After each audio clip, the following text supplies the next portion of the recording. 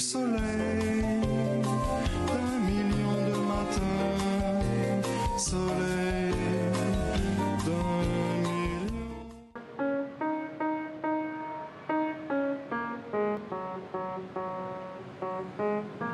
Mi nombre es Eduardo y voy a decir algo sobre las personas con autismo, como mi hermana. Las personas con autismo son especiales, hay que ayudarlas y amarlas. Y ahora voy a tocar una canción que mi hermana inventó.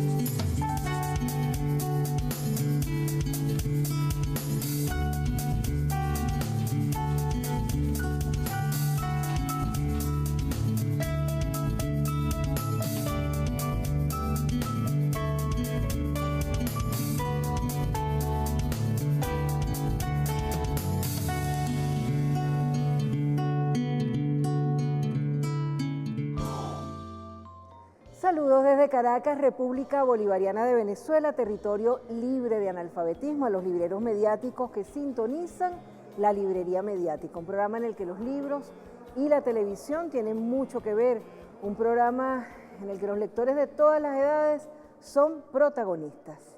Soy María Elcira Matute y hoy vamos a tratar un tema de muchísimo interés, un tema que hace tiempo queríamos tratar a profundidad y hemos conseguido los invitados estupendos, los invitados adecuados para tratar este tema y vía video vamos a tener algunos otros invitados más. ¿Qué es el autismo? Este material, Soy persona, tengo autismo, se distribuyó junto con un documental que uno de nuestros invitados desarrolló y tenía esta información muy clara. El autismo es un trastorno del desarrollo que afecta la interacción social, las habilidades comunicativas y la conducta. Las personas que viven con autismo tienen dificultades en la comunicación verbal y no verbal. Estas dificultades les afectan la capacidad para ordenar y comprender lo que perciben, organizarse a sí mismos efectivamente y comprender y utilizar el lenguaje para comunicarse, impactando por ende en todo lo que tiene que ver con la vinculación social y humana. En el documental se comienza con un epígrafe, con una frase, con una referencia. Oliver Sacks, investigador británico fallecido en 2015, considerado un genio por su alto coeficiente intelectual, sostiene que el autismo no es una patología, sino una identidad y que debe ser abordado desde el punto de vista holístico, porque los seres humanos tenemos una compleja interacción entre la mente, el cuerpo y el medio. Él aboga por el abordaje holístico y más humano de la medicina. En Venezuela ha destacado en este tema el trabajo de la doctora Lilia Negrón. Hablemos de esto con nuestros invitados que tienen una experiencia vivencial en torno al autismo. ¿Quién empieza? Hermoso el documental, hermosos los libros, hermoso el Instagram en el cual también pueden conseguir información y realmente ustedes sensibilizan a la gente con respecto a esto y son producciones muy informativas, además muy bien comunicadas. Sí, nosotros, la palabra clave cuando pensamos en hay alguien allí, en hacerlo en su momento, sí, y cuando lo vemos en retrospectiva hoy, después de 10 años, la palabra clave es sensibilizar, ¿no? Nosotros allí nos propusimos no tanto explicar el autismo decir en qué consiste, cuáles son sus rasgos, cómo se lo debe abordar, cómo tratarlo, sino más bien tratar de, a través de la cámara, a través del cine, acercar el espectador, la espectadora a la vida con autismo, ¿no? Con el propósito fundamental de conmover. Y una vez logrado ese momento, digamos, en el cual hay una empatía emocionada en relación con lo que estás viendo, es mucho más sencillo que luego puedan entrar las informaciones, puedan entrar las ideas, puedan entrar el conocimiento. Primero generando la emoción, generando la sensibilidad y después el componente, digamos, informativo. Entonces, esa fue la razón por la cual hicimos la película. No había en Venezuela ningún material de ese tipo que pudiese ser visto por las familias, por la sociedad, en el cual el autismo que viéramos era el autismo vivido en Venezuela, ¿no? Porque nosotros como padres y madres, cuando tienes el autismo en tu casa, es obligatorio investigar, es obligatorio leer, buscar, informarte para saber con más solidez qué hacer, ¿no? Entonces, cuando vas a internet a buscar, nos conseguíamos con documentales españoles, con documentales australianos. Es otra realidad. Que es otra cosa, es otra realidad. Bueno, de hecho, por ejemplo, Nelly Carrillo y Rodolfo Pérez, que están en Francia y su niño es autista, decían que les costaba mucho que entendieran integrar al chamo a la escuela regular, porque allá no es lo común, no sé cómo es aquí. Dale. Fíjate, en el caso, yo soy padre de una niña autista, con trastorno al espectro Poeta, autista, neurodiversa, que ha estado en la librería mediática hace poco. Claro, pero un poco es cierto, tener en la casa a una persona neurodiversa genera una responsabilidad para todo el núcleo familiar que le obliga a prepararse para poder comunicarse mejor con aquella forma de amor tan genuina, ¿no? Todos los hijos son especiales, sin duda, ¿no? Pero unos son más especiales que otros. Y nos sucede como padres también a todos, que aprendemos a ser realmente hijos cuando estamos siendo padres, porque vemos la dimensión de la exposición de nuestros padres que han hecho por nosotros y nosotros cómo extenderla en nuestros hijos.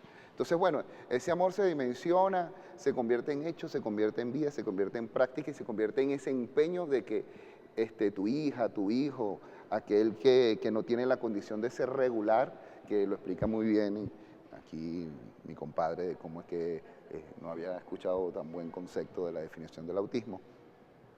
Entonces, cómo brindar todas las oportunidades para que toda la comunidad pueda entender que está frente a una persona que tiene problemas para comunicarse verbalmente o gestualmente. Y que además no solamente eso, sino que tiene unas capacidades especiales para resaltar en ámbitos en los que otras personas no pueden hacerlo. Yo le refería una serie que a mí me ha gustado mucho de la televisión francesa, que se sigue haciendo, con dos grandes actrices que en Estados Unidos la divulgan como mentes brillantes, en Francia como Astrid y Rafael, y es como el amor del padre de esa niña autista, el amor después de su tutor, y después el amor de su entorno laboral la hacen destacarse de una manera tal que hace un gran servicio a la sociedad, tomando en cuenta sus habilidades especiales y la tratan con el respeto y el amor que se merece y que necesita. Entonces, ese tipo de producciones orienta muchísimo a las familias y nos hace ver, más allá de una discapacidad, una oportunidad en esas personas. ¿Tú qué le decías a él que lo ha sorprendido tanto? No, bueno, yo creo que el fenómeno formativo en cuanto al tema del autismo que es fundamental, ¿no? Porque estas neurodivergencias, porque hay que ver que el autismo es como tú le decías, un espectro, ¿verdad?, de una situación que suele ser bastante compleja en muchos casos, porque también comporta con ciertas comorbilidades y un montón de cosas, así como también potencias otras cosas. Mucha gente se enfoca en los temas de la comunicación solamente, ¿no? Pero resulta que hay muchísimo más, ¿no? Entonces ese universo, de alguna manera, por decirlo, que comprende esta neurodivergencia, tiene muchos matices. Y hay unas cosas, por ejemplo, gracias a Dios, pues ahorita la gente habla más de eso. En el año 2023 la Asamblea Nacional aprobó la ley de autismo, es decir, el tema se va colocando más sobre el tapete cada día, pero siempre falta más, primero porque también hay muchas cosas que están por conocerse dentro del espectro. Y una de las cosas a veces que cuesta es que, porque a veces nos formamos a nivel mediático con una mirada solamente sobre los niños, ¿no? Sí, pero resulta que los niños crecen y también se convierten en adultos, y muchas veces también hay familias, bueno, es mi caso, en mi familia, de que mi esposa empieza a descubrirse también ella sus rasgos autistas, ¿no? Y su condición neurodivergente a través del diagnóstico de los hijos, que pasa en el primer diagnóstico que tuvimos en casa, que fue mi hijo más pequeño, cuando tenía 2 años, ¿verdad? Y llega el otro diagnóstico de otra neurodivergencia a mi hija, que era un poco mayor, pero no la ubicaron a ella dentro del espectro autista, sino en el trastorno de déficit de atención y hiperactividad, que es obviamente también bastante cercano. Sí. Pero resulta que cuando van pasando los años uno empieza a ver otra cantidad de rasgos en ella que tiene que ver mucho con la sensorialidad, con todas estas cosas que mientras el otro niño iba corrigiendo, ella iba explorando. Entonces, a través del diagnóstico de la hija llega también el autoconocimiento de mi esposa en ese sentido. Entonces, cuando nos damos cuenta, resulta que estamos en el escenario de una familia neurodivergente. Entonces, esas cosas a veces falta mucho, por eso nosotros estamos tratando de comenzar ahorita también un proyecto, estudiando psicología, y prepararse para eso. Queremos hacer un programa de radio, tenemos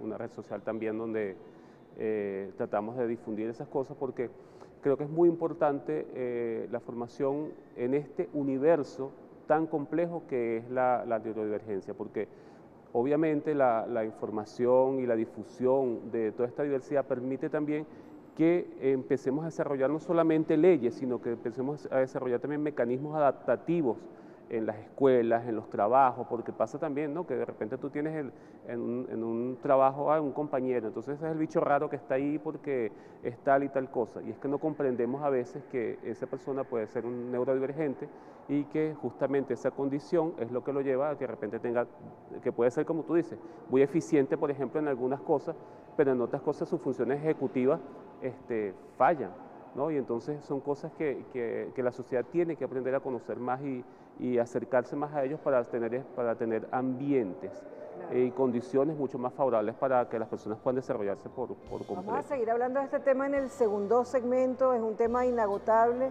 es un tema importante que como sociedad tenemos que comprender y tenemos que divulgar.